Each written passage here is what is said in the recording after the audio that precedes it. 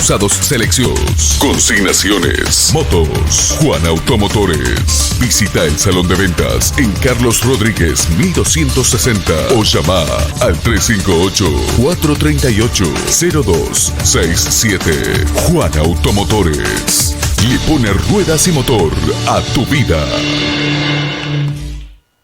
GPS de Noticias se detiene en este segmento para compartir información específica. Una temática, 1000 preguntas y la persona idónea para responderlas. GPS de Noticias.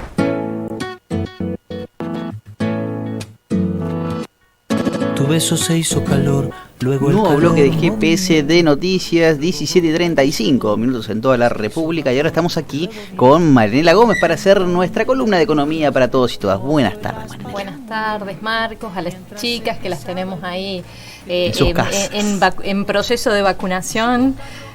Bueno, acá estamos para charlar un poco de el tema, para mí, uno de los temas económicos de la semana, que fue estos entredichos entre las culpas sobre el endeudamiento que comenzó con, los dichos de Mauricio Macri. Sí, diciendo que él no nos había endeudado.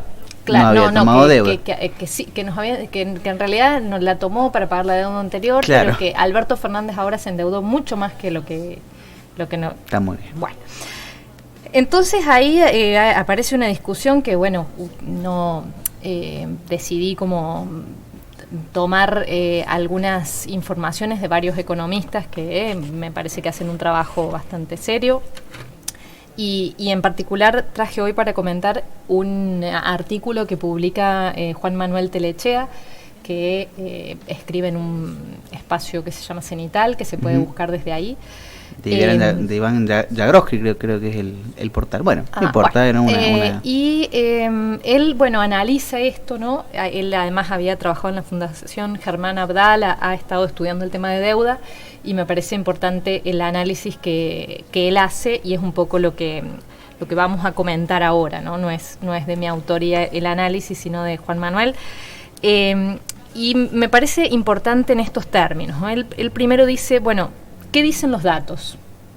Porque también surgió que esa información fue, corroborada por el sitio chequeado. Entonces fue corroborada. Claro, sí, chequeado. Como dato chequeado verdadero. Dice como que los datos son verdaderos. Es que en realidad, si uno va a ver el origen de los datos, es fuente de información oficial. O sea, el dato existe. Ahora, ahí vamos a una cuestión que es fundamental en economía, y yo creo que es la razón de todos los males, ¿no? El uso que se hace de la información y del dato. Primero, un dato suelto en sí mismo no dice nada. Tiene sentido cuando uno lo pone en una teoría a intentar dar una explicación de qué ese dato dice para la realidad, ¿sí? Entonces, primero es el dato en un contexto teórico, y después cómo ese dato dentro de ese contexto teórico me sirve para entender y para explicar la realidad. Si es un conjunto, la teoría por sí sola tampoco me sirve si eso no tiene, un correlato con la explicación de la realidad. Entonces, en ese sentido, a mí me encanta porque también muchos los economistas o muchas personas que les gusta trabajar con datos usan la cuestión de las correlaciones, ¿no? Hace poco, ahora también esta semana, escuché un informe que correlacionaban este dato con este otro. Y, a ver, para quienes hemos estudiado economía, sabemos que una correlación no dice nada. ¿Qué es una correlación? Una correlación es cómo las dos variables se mueven, ¿sí? Yo diría... ¿Cómo una afecta a la otra? No, yo miro pongo los dos datos, ¿no es cierto? Los pongo juntos y los relaciono. Entonces, en términos gráficos, yo diría, voy a relacionar de un lado la emisión monetaria y del otro lado la inflación. Claro. Y veo que cuando se incrementa la emisión monetaria, se incrementa la inflación. O la deuda con la fuga, por ejemplo. Podría ser también, pero yo también puedo correlacionar, por ejemplo, estuve presenciando un trabajo que correlacionaba el uso del celular con las muertes por infarto. ¿Qué tiene que ver? Sí, claro, de la correlación daba bien, pero de hecho eso no quiere decir nada, ¿no?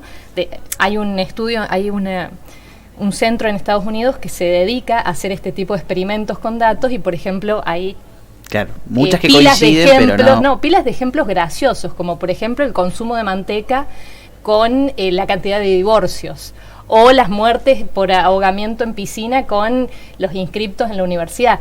Digo, si uno quiere, puede relacionar los datos y decir que la correlación es alta en cosas que no tienen ningún tipo de sentido, porque no hay ninguna teoría que ayude a entender esos datos en conjunto. Punto número 1. Punto número 2. Aunque los datos pudiesen tener algún tipo de vinculación, como el ejemplo que decíamos recién, por ejemplo, la emisión monetaria y la inflación, que pueden ser un dato que esté correlacionado, digo que puede haber una teoría que me ayude a justificar esa correlación, eso no implica causalidad, ¿sí?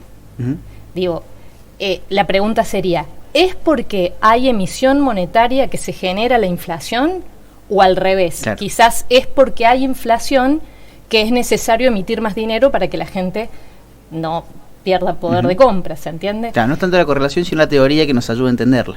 Exactamente. Entonces, en principio los números, está bien, que hace chequeado, dice, estos números salieron de fuentes oficiales y son tal, digamos, esta serie no es inventada, sale de las fuentes oficiales. Ahora, ¿cómo se interpretan? Y en ese sentido, lo que lo que este economista hace es decir, bueno, los datos que se presentaron, los datos que presentó Macri, hablan de la deuda pública bruta. La deuda pública bruta implica toda la deuda del gobierno nacional, pero incluso incorpora los organismos que pertenecen al gobierno. Claro. ¿Sí? Entonces, lo correcto hubiese sido analizar la deuda pública neta. Cuando uno quiere estudiar deuda, lo que mira es la deuda pública neta, que lo que hace es no tener en cuenta el endeudamiento con los propios organismos del Estado, sino tener en cuenta el endeudamiento con el sector privado y con los organismos multilaterales, porque si yo lo que estoy viendo es qué tan sostenible es esa deuda, quiero decir, en qué momento voy a poder dejar de pagar esa deuda, lo que tengo que mirar es la relación que el Estado tiene con el resto de los sectores, no con el propio sector, claro. ¿Se entiende? Por ejemplo, las deudas que pueda tener con el PAME y con la ANSES, que además son en pesos. Exactamente. Y me gusta porque Juan Manuel toma un ejemplo que para mí es clarísimo. Es como si yo estuviese mirando una empresa y dentro de la empresa, para ver el balance general de la empresa, lo que tengo en cuenta es la plata que se prestaron los socios entre sí. Claro, pero en el balance general de la empresa, la plata que salió de un socio, salió de un lado, ¿sí? Es una, digamos, ¿cómo se llama? Un pasivo para un socio, pero es un activo para el otro socio. O sea que el resultado neto en el balance de la empresa es nulo.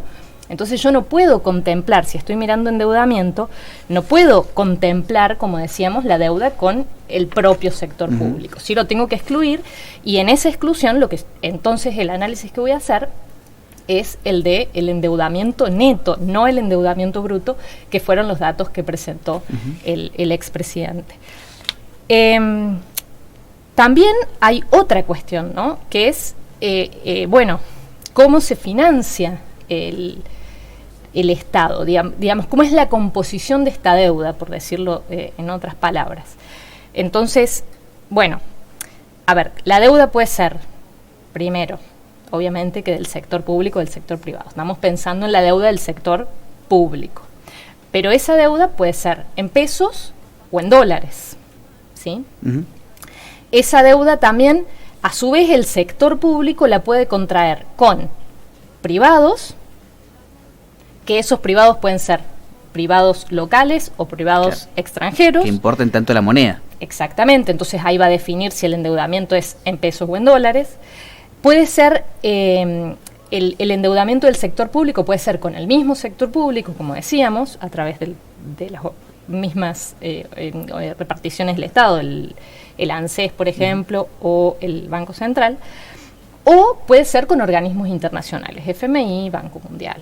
Digo, eso va a definir también las características de la deuda, y difiere mucho analizar una deuda en pesos que analizar una deuda en dólares. Eso me parece que digamos, cualquier persona, más en Argentina, con el nivel de manejo que tenemos, entiende esa diferencia. Entonces, primero, está bien, el dato está chequeado. Ahora, en la interpretación es muy erróneo el uso que se realiza de esos datos, porque como decíamos, no tiene sentido sumar la deuda pública bruta, que además de esa deuda pública bruta, en los datos que se presentaron, ¿no?, y que están en chequeado, se le suma la del Banco Central. O sea que hay una doble contabilización de la deuda, no solo porque estoy tomando la deuda pública bruta, que contiene la deuda con el mismo sector público, sino porque además, en las cuentas que se presentaron, que presentó el expresidente en esos gráficos, se le sumaba la deuda del Banco Central, ¿sí? Entonces es doble, si se quiere, el error en el que se está incurriendo. ¿Por qué debería considerarse al Banco Central como una, o no incorporarla adentro cuando uno toma la deuda? Porque forma parte de la estructura del Estado, ¿no? Esto del discurso de la independencia del Banco Central. Se cae el discurso en la misma gestión de Macri, que tuvo como 3, 4 presidentes del Banco Central que iban desfilando a medida que la política económica no anclaba. Entonces, bueno, es parte de las posibilidades de financiamiento que tiene el sector público, ¿sí? El sector público, como decíamos, un déficit, ya sea fiscal, que en general es en pesos, o de cuenta corriente, que es en dólares, se puede financiar, como decíamos, de distintas maneras. Bueno, una de las formas de financiación es el propio sector público, o sea, el Tesoro Nacional puede emitir bonos que le entrega al Banco Central y que el Banco Central a cambio le entrega pesos, ¿sí? O puede recurrir a financiar el gasto corriente, ingresos, gastos del Estado, o sea, el déficit fiscal en pesos, a el FMI para pagar en dólares gastos que son en pesos, ¿sí? Eso es como si yo le pidiese, hablando en estos términos, yo podría ir al supermercado con mi tarjeta nativa y endeudarme con el Banco Nación en pesos, porque el mes que viene cobro mi sueldo en pesos, o puedo pedir dólares prestados a mi suegra para ir a hacer la compra en el supermercado. Digo, a ese nivel estamos diciendo de cuál es la necesidad a la que yo no estoy en contra del endeudamiento en dólares, pero ¿para qué lo vamos a usar el endeudamiento en dólares? ¿Sí? ¿Para ir al supermercado? No, para eso usemos la tarjeta de crédito. Sí. Otra de las cosas que comenta también este economista respecto de cómo son presentados los datos por el expresidente tiene que ver con que él presenta promedios. También sabemos que en economía los promedios pueden ser engañosos. Vos ganas 120.000 pesos, yo gano 0 y en promedio los dos ganamos 60.000, estamos bárbaros, pero no funciona, digamos, bien. Cuando uno analiza promedios tiene que tener en cuenta que esa es una salvedad, ¿sí? Cachata los polos. Exactamente. Y que por otra parte, cuando uno analiza promedios cuando está mirando procesos de endeudamiento, la deuda es un stock, o sea que yo voy acumulando deuda, ¿sí? Entonces, no es lo mismo a la velocidad, la velocidad en la que yo voy acumulando esa deuda, ¿sí? Yo puedo mirar, como te digo, hace 10 años que vengo pagando la cuenta del supermercado con la tarjeta de crédito, que es una forma de endeudamiento, ¿sí? Pero estoy haciendo un endeudamiento que es sostenido en el tiempo y que es de menor intensidad, o puedo sumar todo ese dinero y endeudarme de un año para el otro. Claro, una especie de cuotas. No es lo mismo la velocidad en la que la economía se endeuda, ¿sí? Ahí de nuevo se recurre al ejemplo de la curva, ¿no? No es lo mismo venir a 60 y tomar una curva que venir a 120 y estrellarse en la curva y frenar a 0, y ahí el promedio me da 60 para en los dos automovilistas, pero claramente no es lo mismo porque estamos pensando cuál es el nivel de sostenibilidad de ese endeudamiento, ¿sí? Y un endeudamiento que se produce a una velocidad importante como fue el endeudamiento que se produjo en el periodo de gobierno anterior, atenta claramente con la posibilidad de que esa deuda sea sostenible, ¿sí? Entonces, eso por un lado, y bueno, como también para refrescar algunos datos, esto de la velocidad con la que ocurrió el endeudamiento en el último periodo, durante el gobierno de Macri se emitieron bonos en moneda extranjera, o sea, en dólares, por 71.000 millones de dólares en 2 años, ¿no? Porque recordemos que en 2018 se corta el financiamiento y se recurre al FMI, y ahí 2018 y 2019 el endeudamiento es cero. Claro, el promedio de los 4 años le da bien, pero porque te endeudaste todo en los 2 primeros años, los 2 últimos años no te endeudaste porque ya no tenías a quién más pedirle dinero.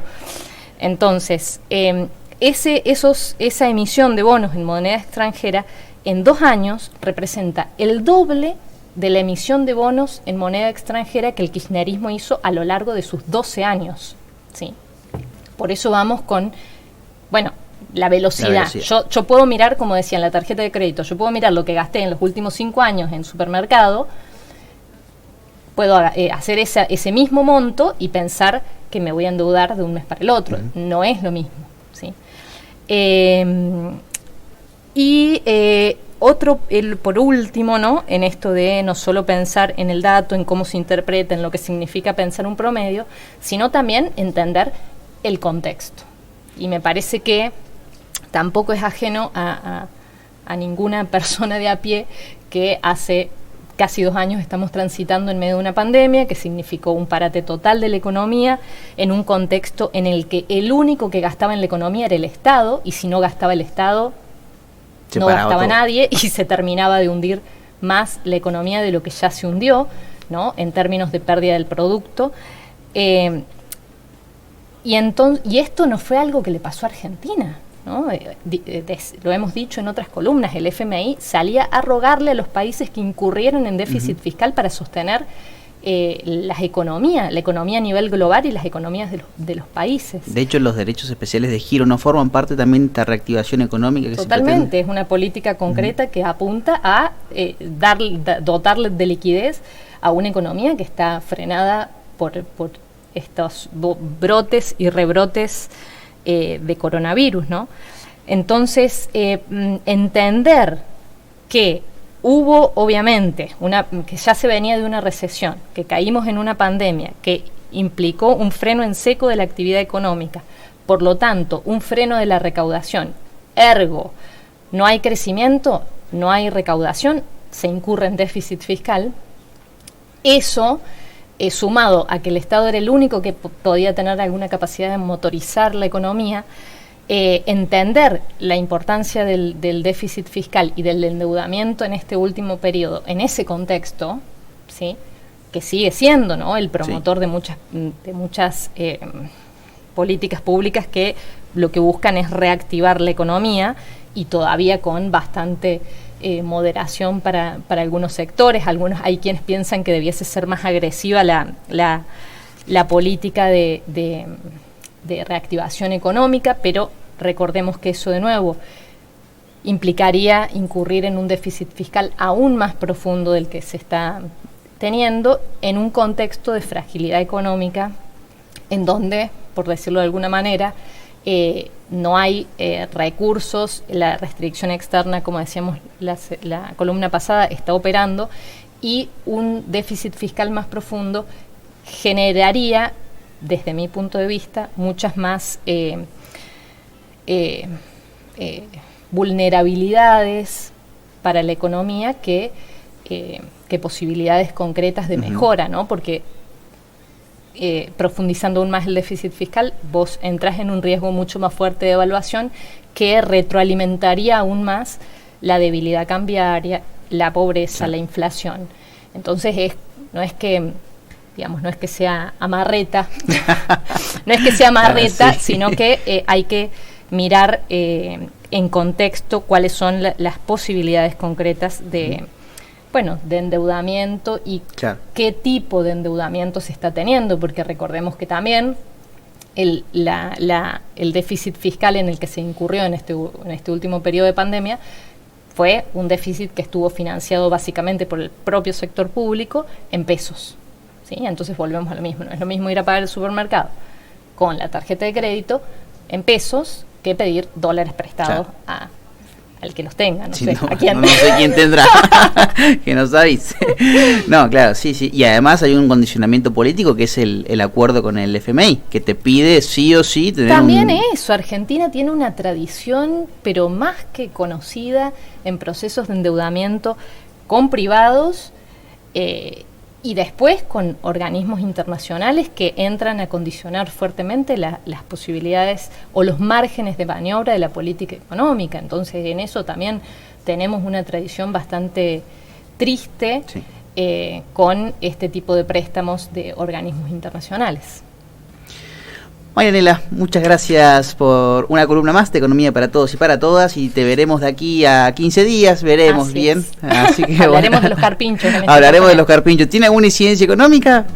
Todo está relacionado con todo. Mirá, y cuando yo pensaba el tema de deuda decía, bueno, pero se termina juntando con lo de los carpinchos. Porque, a ver, por favor, haceme la conexión. Bueno, es que como Guzmán salió a pedir que se hicieran canje de deuda por bonos verdes. La cuestión ecológica y cómo es importante estas condonaciones no utilizo esa palabra, estos